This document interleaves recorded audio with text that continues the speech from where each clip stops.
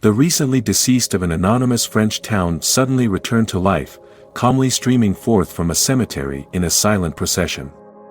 The town council, led by the mayor, Victor Garavier, makes plans to house the returned and help reintroduce them to society. The mayor informs the council that the event has lasted for roughly 2 hours throughout France, returning an estimated 70 million people to life nationwide, most of them elderly people, with more than 13,000 in their town alone, all of whom had died within the previous 10 years. However, the reintegration poses challenges. The returned suffer from effects similar to those that may be seen after severe concussion, such as disorientation, sleep disturbance, and wandering.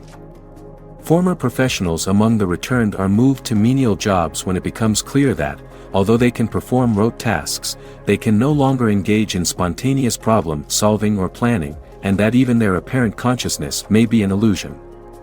This behavior adds to the growing sentiment that the returned are different from their former selves.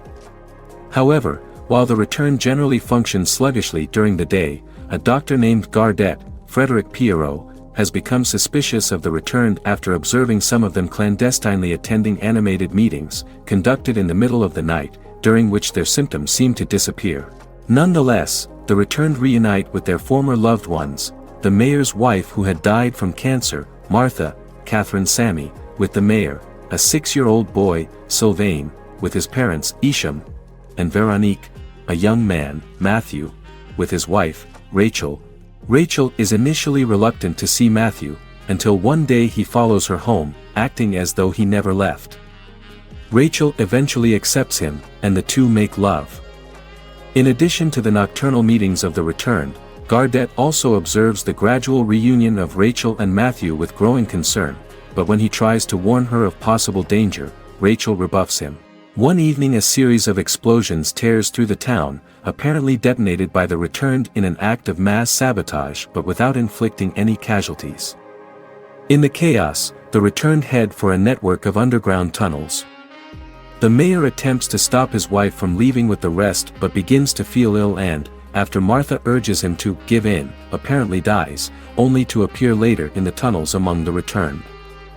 The military responds by gassing the returned with a chemical that induces a permanent coma. After guiding some of the returned to the tunnels, Matthew makes his way back to Rachel, and recounts to her the events leading to his fatal car accident. He reveals that he crashed the car while looking for her after the two had fought.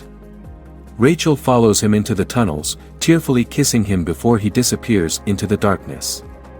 She returns to the surface and observes the military carting away the comatose bodies. The bodies are laid atop their graves in the cemetery and slowly vanish.